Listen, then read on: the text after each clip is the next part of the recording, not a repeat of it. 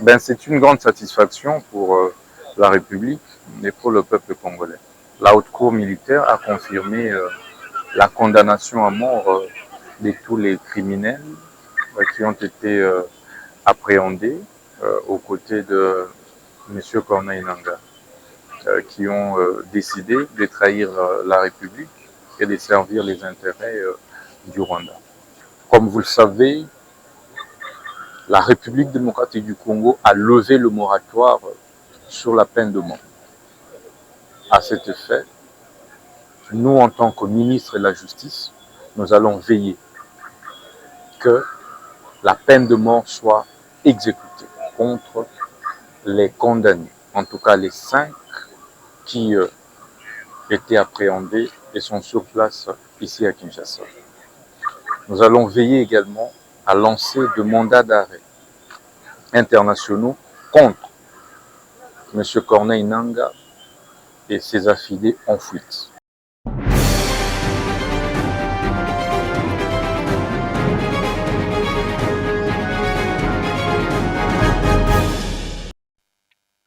Population congolaise, toye tobeta lisolo ya makambo ezoleka na mboka na biso Congo, surtout na kraki ya bakuluna. Phénomène kuluna na RDC, surtout na ville province ya Kinshasa capitale, ezotungisa population. Ba mama o babimaka na 5 balukela biso ata mapa bakoma kobanga puisque akobima boye groupe bakuluna babimi babotoli biloko ne nyonso. Gouvernement de la République démocratique du Congo ezui ba mesure ya peine de mort pour na bakulu na nyonso oyo bazo créer désolation na vie ya population congolaise. Lelo biso nyonso tout telemeli makambo ya bakuluna. Kuluna azo créer insécurité, kuluna azo violer, kuluna azo boma. Population elelaki mokonza mboka Fati Beton oza wapi ozo mona biso toto kufa boye. Kuluna akoma yake. Population ezo banga kuluna ke ebanga soldat to police.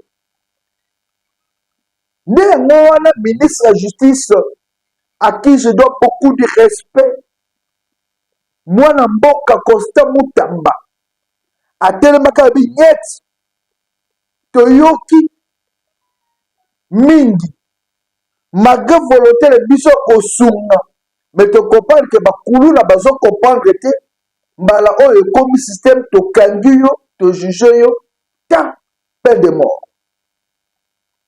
Nde na boye alansaki opération na pe procès esalemaki bakuluna ebele bakangamaki ebele pe baza condamné à mort. Misusu bakokende na prison ya Angenga bakende kosubir rigueur ya loi. Na ville province ya Kinshasa depuis hier totambolaki na vice premier ministre ministre ya intérieur, décentralisation et affaires coutumières mwana mboka Jacques Chabani epai wapi abandaki kotambola mpona kosensibiliser baparents pe population. Ozalaka na ndeko na kuluna benda ye matoi. Opération oyo ye ayebaki bongo kolanse ezaki opération Nobo. Soki ozotambola bayebiso keba Nobo eza wana konyata te mpo okozoka mpe kokangama. Mbisi na mai mpo atokanga tobokaka Ndobo ta obwaki Ndobo zuye olambi. Elelo kuluna opération Ndobo ekiti mpona kokanga tous les kuluna oyo bazo créer désolation na vie ya bakongolais. Commune Tchangu partie est ya mboka na biso Congo, tomoni Yolo Sud na commune ya Kalamu, opération Ndobo ebandi. Tokosenga na ministre alema te. Déjà na mwana mboka Peter Kazadi alasaki déjà le panthère noir mpona kokrake bakuluna nyonso. Comment dans un pays sérieux kuluna koki ko imposer loi? Soko kiti awa na yolo na direction ya lui dinase côté église à témoin de Jéhovah comme susu na koleka na bite na bete tu na tela quand même boka na biso na tela Kinshasa na tela pe yolo ko kita na kitona to banambamu balobi kuluna bandi mabanga ezosala défilé likolo soki kiti et Dieu na mutu okozoka mabanga ezotambaka boye tozoka machete ezaka bato babanamba. On a eu à interpeller le ministre de la Justice. Tobi phénomène kuluna comme il est là bakangaki. C'est plus grave. Tu comprends que journaliste monene awa jemima bakuluna kaka yete na Tchangu semaine passée un jeune na quartier 12 un jeune auti na ye musala njoka ne polémique ezaki entre quartier 12 na quartier 13 bakutane ba papier lichette ta jeune akufi elenge oyo azalaki na avenir devant ye akufi puisque eza na bato moko boye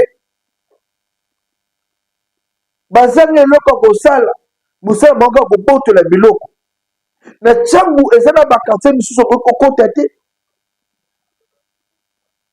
soki osalere bakangi yo esili babotoli nyonso ya yo bakosuka wana te bazozoka bazoviole na bamama na bana.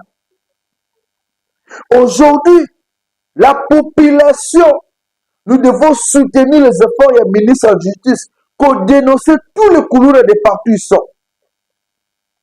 Maman kobomba mwana na kuluna bomba ye mepesa éducation mpona soki bakangi bokolela lelo l'éducation oyo tomona population bato baza susu éduqué te phénomène kuluna wana elakisi ke mokili ekomi na suka. Koma yo mutu normal okoki kondima omoni ndeko na yo ya mwasi to mobali opapeli sheti makile otanga okoyoka eloko te emili mobe te parce de nase shole sopelelenga bakuluna obeniti batubela jusqu'à quand tokoki kovivre situation ya sécurité na Kinshasa. Na Kinshasa bakoma komona policier kutu malamu vomete manzela mona policier ke akuta na kuluna pasoka moni kuluna ifo bana mbangu bazobotola bato na bamoto na mituka les kuluna. Et à Kinshasa aujourd'hui pour circuler bien il faut calculer ma quartier et pour tel déjà 18 heures. On ne doit pas je m'excuse. Nous ne pouvons plus vivre dans cette situation. Le RDC est un posa. Il y a changement à tous les niveaux. Il y a un moment où selon hiérarchie naïe, les autres décisions, il y a comme que fait un phénomène kuluna na RDC Mouimba. Yonde ko oza kuluna. Yo lingo kota na bekilwana keba to bendio matui. Opération Ndombo pe eye. Lobby déjà plus de 400 kuluna bakangaki bango bamsu ba ute lukunga bazaki na palais du peuple. Et puis moi na mboka Jekme Shabadi abendaki batoi pona koloba awa pardon les insusuke. Tout le monde a image Nengeni Jekme Shabadi a lancé une opération Ndombo pe abendaki batoi na ba parents pe na population pour dénoncer tout cas kuluna na ba quartier. Tolandi. Bandeko ya yolo mbote. Mbote lisusu. Awa bomoni police na bino na terrain. To lancer ki lobby opération Ndombo. Opération Ndombo ezali opération mokonzi président Félix Tshisekedi alobaki na biso totia yango en place po kimia ezonga na ba quartier na biso. Bandeko na biso oyo bozomona tokangi lelo o tobengaka bakuluna tokebisaki bango depuis courage na bino ba famille ba papa ba mama bobomba bango na bandako bokebisa bango. Ah sikoyo toleki na étape mosusu tozokanga bango tozomema bango na justice basamba bakondane bango babomba bango na baprison po cité baaveni na biso bakartier na biso ezala na kimia bato bakoka kotambola na sécurité. Lelo ezali première opération chaque semaine tokosala yango ti tokosilisa eloko ya mabe oyo tobengi kuluna banditisme urbain. Opération ezali lancé bato nyonso sikoyo bayebi tobandi na Kinshasa tokodéploye yango na bavile na biso nyonso ezala Lubumbashi, Matadi, Goma, bavile nyonso esika banditisme urbain ezali tokose déploye na opération Ndobo mpe tokosilisa yango. Donc awa bato nyonso bayebi oyo balingi bazonga na nzela basalisa leta kimia ezonga c'est le moment bazonga. Oyo bayebi ke bana na bango bandeko na bango baza na kati ya baekiri wana bayebisa bango batika machete zongisa bacommissariat de police ezali wana bokende kozongisa bainstrument nyonso ya mabe ezala machete tournevis biloko nyonso wana ya mabe bosalelaka bozongisa yango na kimia po tolingi bavile na biso ezala na kimia. Merci.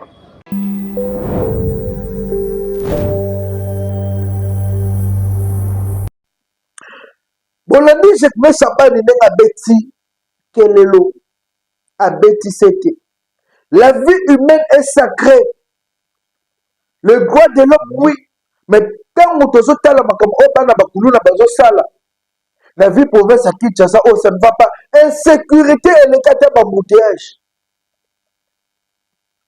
Le long ozoginda pour état, il faut que bomba biloko no simbisa wata, mais bomo yoko simbisa wapi il faut tambola. Okuta na bana kuluna. Constant Mutamba tozo senga na yo bakuluna na boboma bango. Peine de mort ezwa bango bakende. La population a besoin de circuler tranquillement dans mboka na ye. La population a besoin de vivre en paix dans mboka na ye et non que vivre en sécurité bakuluna. Bakende na est, bakende ko bunda bituma na ba M23. Tous les Koulouna qui sont arrêtés, tous les Koulouna qui sont arrêtés sont au Kabi 400, comme c'était le cas hier dans le palais du peuple. Et l'exil qui est armé de Bakissi, 400 soldats. Bon, là, tu sais, bango teni, bon, parce qu'on a arme. Allez! Bon, tu dis, bango na saké, tu na Rouchou, bake na Bunagana, ba récupérer les biso Bunagana.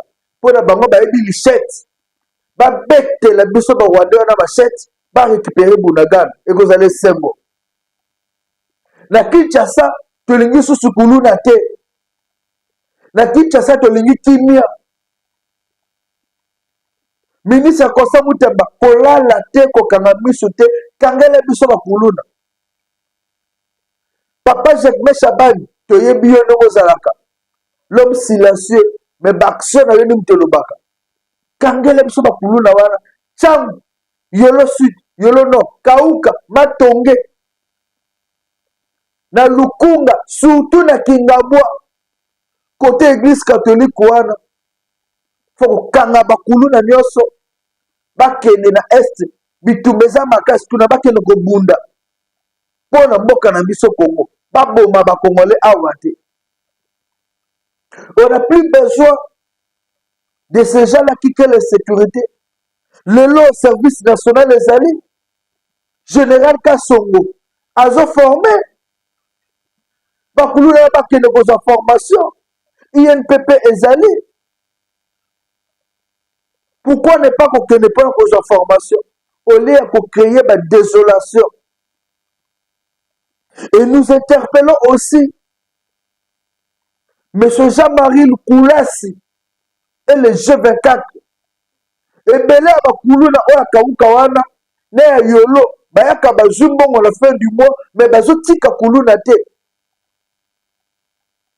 Honorable Jean-Marie Lukulasi benda bango matoi yesa bango toza na besoin kimia na yolo na kauka na matonge na ba oba utaka na limité mososo.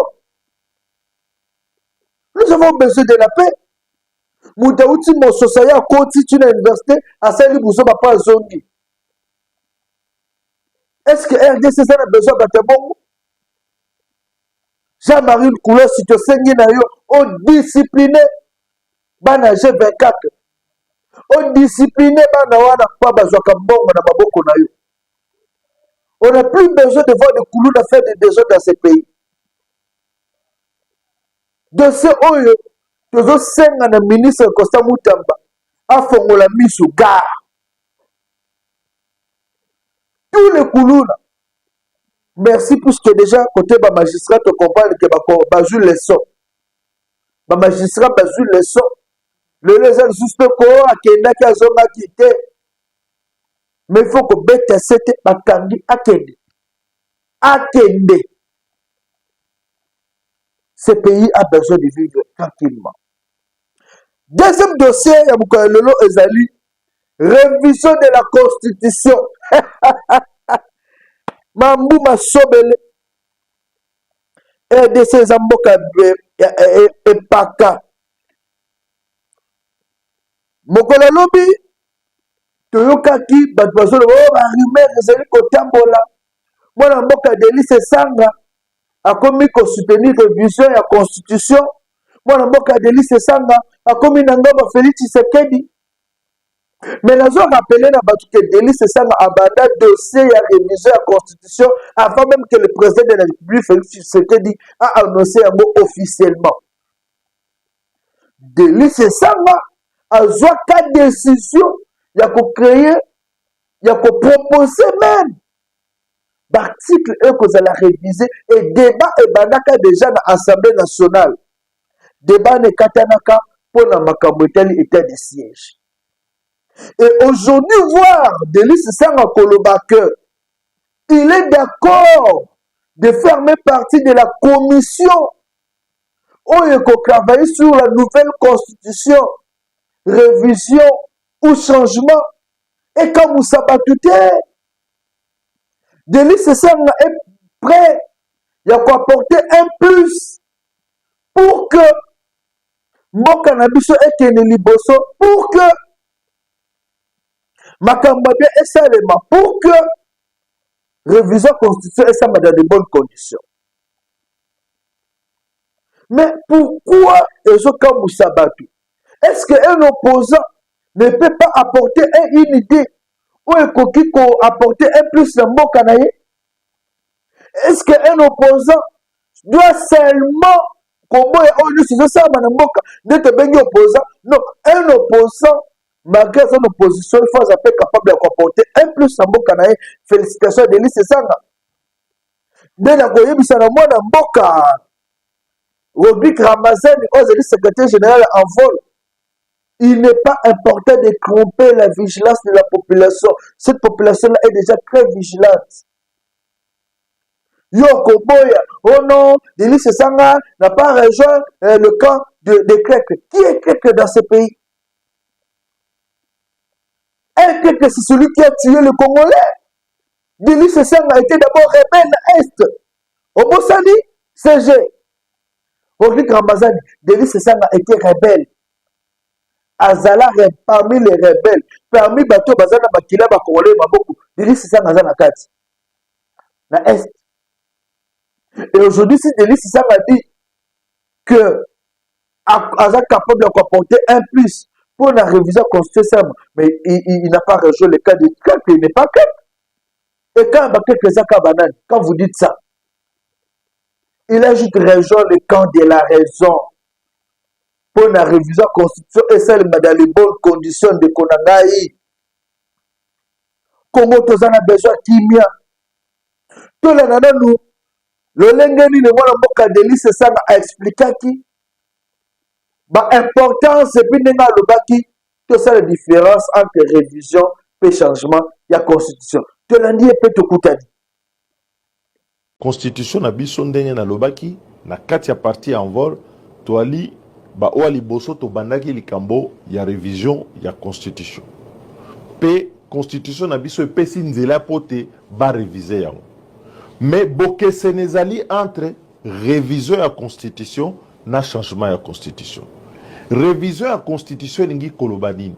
Elingi oloba te na kati na constitution ekoza na mambi mibale misato mine o lobi ete bo changer yango bo bongola yango neti kozongisa 2 tours ya élection présidentielle poto moni uta balongola deuxième tour élection présidentielle ekoma kwata na 2011 elagi kwata 2018 kwata 2023 kutu koloba te.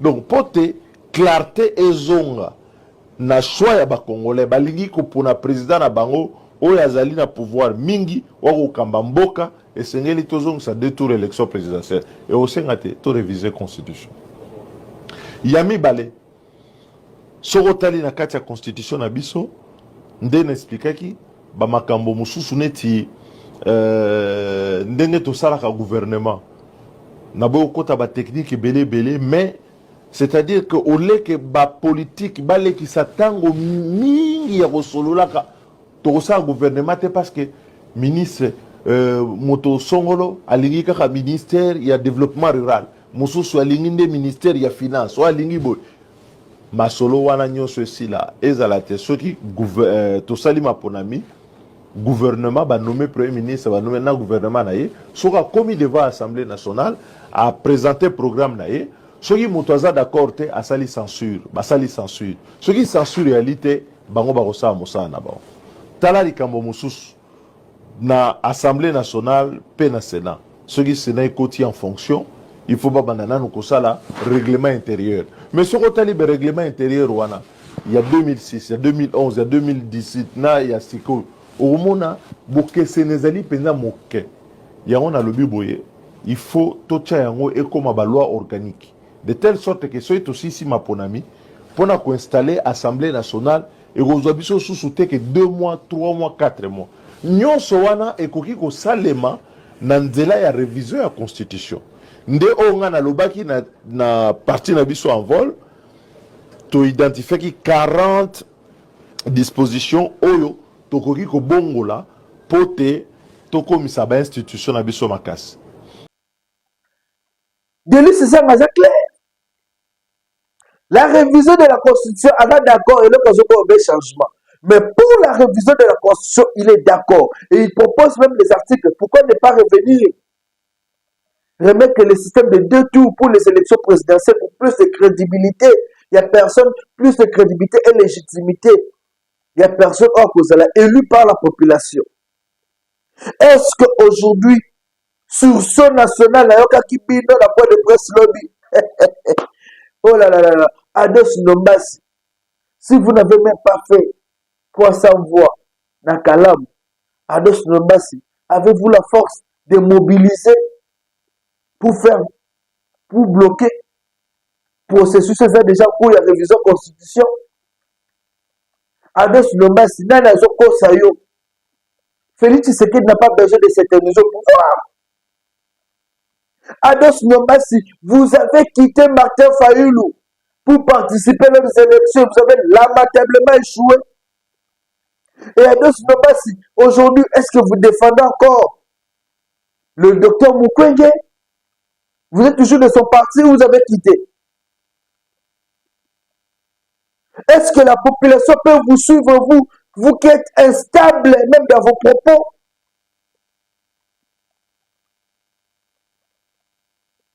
Mais scène, Songela Makaba Bokanze Bevenema.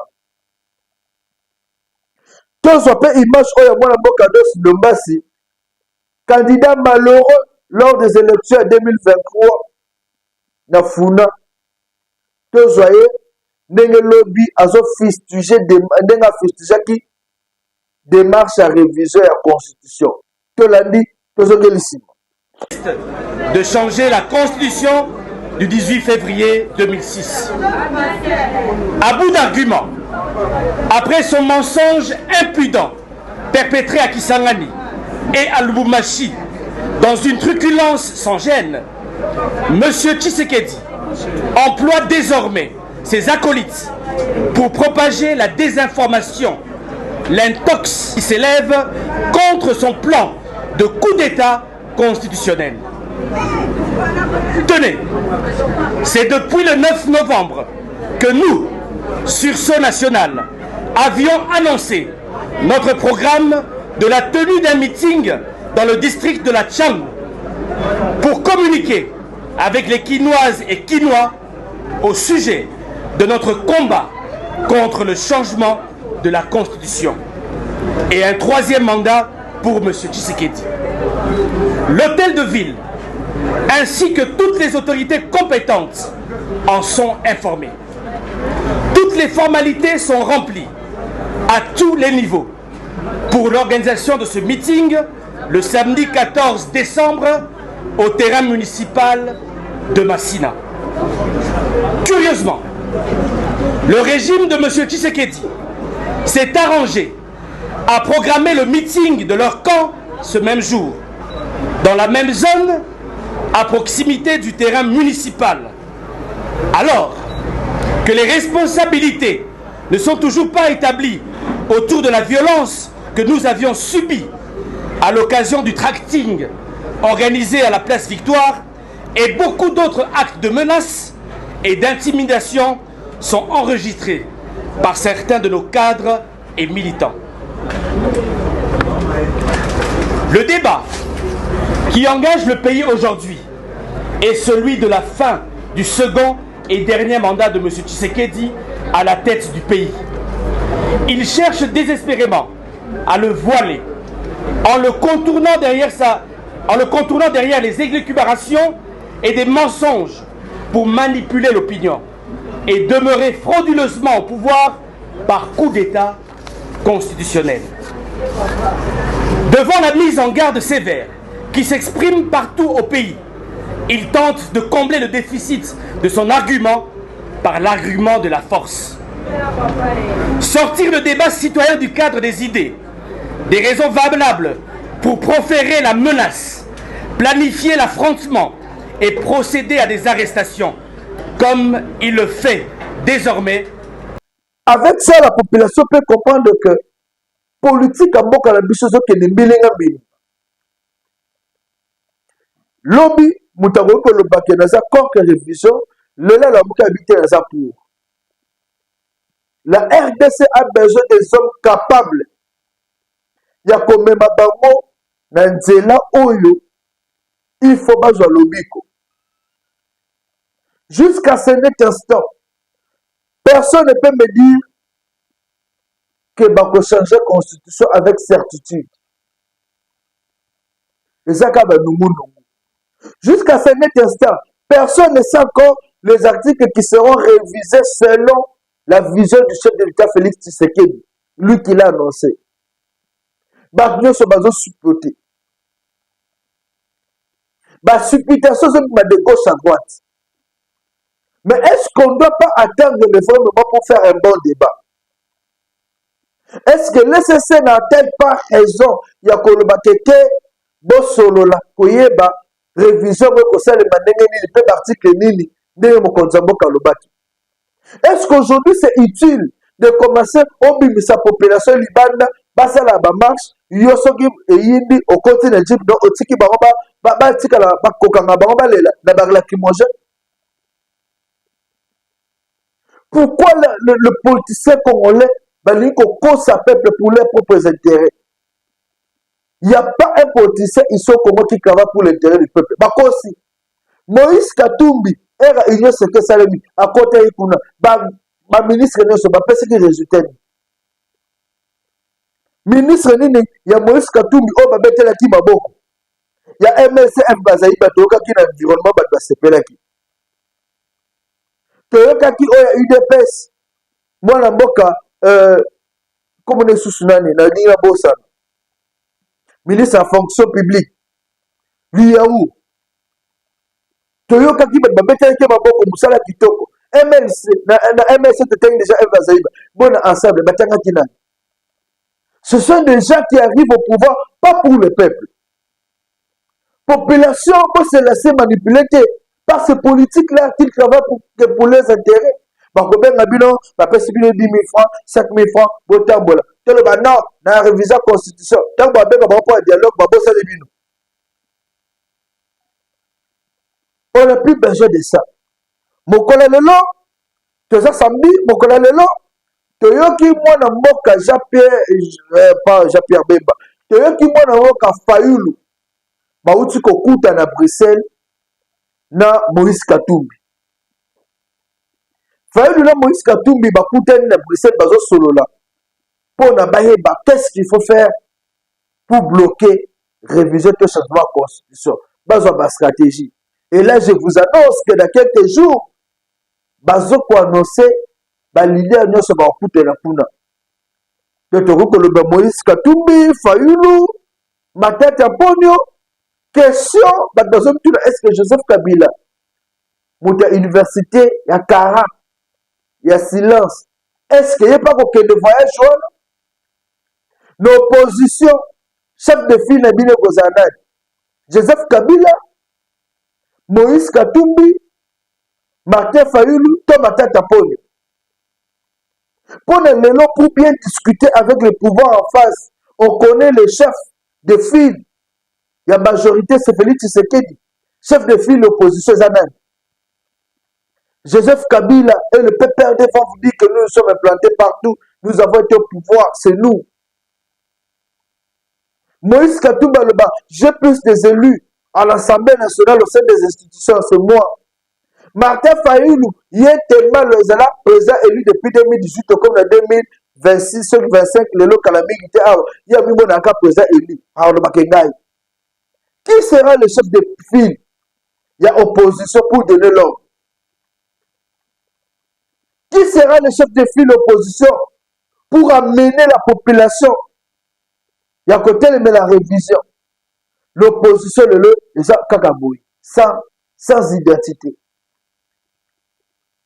Et quand vous vous levez pour dire Toboy Makama révision, dites c'est ça ma zone de révision. Andimi révision. Andimi révision. Azobo y a des changements, mais révision andimi. Et si aujourd'hui on devait prendre des délits, c'est ça. Naba yele na ye. Naba texte proposé qui. Ba cheye kuna na kati ya a travailler pour après ça va proposer no après ça kiwana. Même si ça verrait que est un changement. Mabe kozala wapi.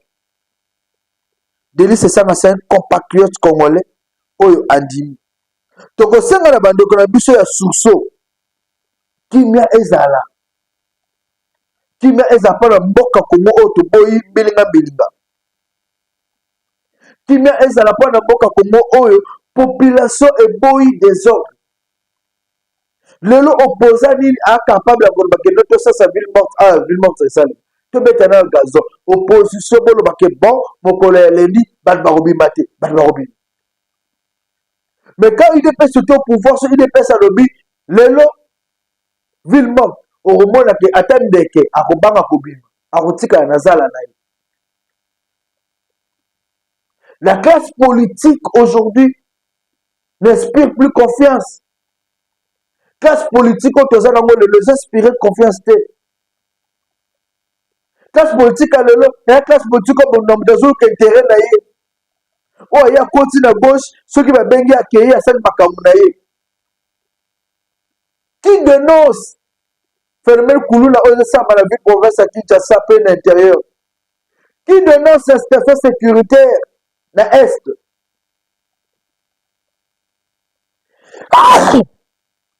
Boling Sandeko. Qui dénonce Bamakamanyonso. Lelo, mon Dieu, c'est la révision de la Constitution. Mais le vrai problème des Congolais, c'est le Belamote. Heureusement, Yemoko Fachi Beto Azobunda. Je félicite le ministre Moukoko, Daniel Moukoko, Oyo Bazobunda pour que Babona ne ezalaki eleka kitoko. Bazobunda pona batala bastock ya biloko population et vivre rupture. Bazobunda me pona pour biloko ekita d'ici ba fait ça population so biloko na pris bien. Alors, ceux qui te disent que tout le monde créer des ordres. Est-ce que vous avez beaucoup? La période de la fête, ça bouille. Vous avez marche pour déstabiliser les institutions, déstabiliser même ces familles-là. Congolais vivent à Kanalibanga. Congolais vivent à Rasoka Bimi, Azumo et Lokazongi Banabali. Bogolo Bakete, tout ça les désordres pour le lobby aliani. Congolais ont la posa kimia, bande konangani. Congolais ont la posa vivre en paix. Avec les Libanga, Azwa, en ce moment, le Pamou, à Tongata, Mabele, à Banane Bakola Balam, Banabate Mabie. Boutique à désordre, gratuité et enseignement, et je pense ça déjà un résultat. Moi, l'économie, je compte en date. Boutique à désordre, RDC, ils ont besoin, tout le monde est nini, lobby et kozala. Tout le monde sous-souté, milinga mili. Fayulu, bakutana Katumbi. Awa tango makambo ya lamuka epazanaki. Fayulu akenaki na ngambu na ye, Katumbi na ngambu na ye. Tomona on a l'élection 2023. L'élection 2023 awa. Katumbi candidat, Fayulu candidat, bakutana tete. Epenge atumbi Katumbi. Olivier Kamitatu, Atumbi Martin Fayulu, Atumbi Martin Fayulu, le Sangani, pour nous donner quel résultat? L'opposition, Bossana matière. L'opposition ne sait pas offrir le meilleur à la population. L'opposition aujourd'hui est comme opposition Moroboué. Yanzala te pour le mbongo. Yanzala solo d'inspiration. Et aujourd'hui, s'il faut qu'il y ait révision de la Constitution pour le bien de la population, pourquoi Bozobo Yamou? Si c'est pour le bien de la population, pourquoi Bozobo Yamou? Et pourquoi ne pas créer quand même milliers de Bofandi, opposition majorité, Bosolo Liboyeba, révision de la Constitution au lieu de ça à niveau Nini. Pourquoi aujourd'hui l'opposition veut seulement prêter les intentions pour dire soit Sali Boye, soit Tika na pouvoir? Qui a dit que Félix Tshisekedi a besoin de s'éterniser au pouvoir? Peuple congolais, qui bien est à Mabota Nabino? Peuple congolais, Kolanda Moutou te pas peso 10 000 francs, ça l'est la Moutou na yo. Peuple congolais, surtout qui sont des jeunes, tout le monde peut entreprendre.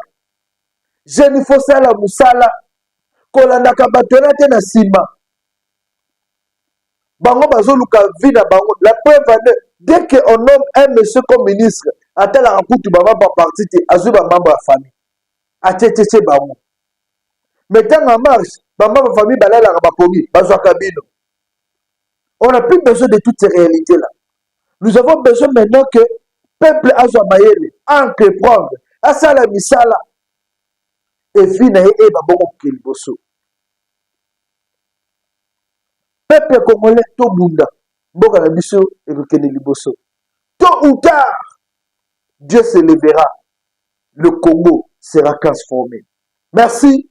Numéro de contact est 081 244 83 09. 81 244 83 09. Ah, et ça, c'est la vérité. Dans le Congo Live, c'est une news. État de siège, le prorogation de l'état de siège, c'est ça les. Mais je vous annonce que dans quelques jours, il y aura des décisions graves par rapport à Makamboye de la situation sécuritaire à l'Est. Après tourner, le Premier ministre Salaki, commission Sananaki, rapport et comme à table, il y a Félix Antoine Tshisekedi. État de siège et que vous allez lever, tout et que vous allez. Lundi, avec plus de détails pour savoir est-ce que l'état de siège et que vous allez lever, tout et que vous allez maintenu. Après rapport au Mukondambo, Félix Antoine Tshisekedi à Kozwa. Merci. Toto Melibino Mikolomela.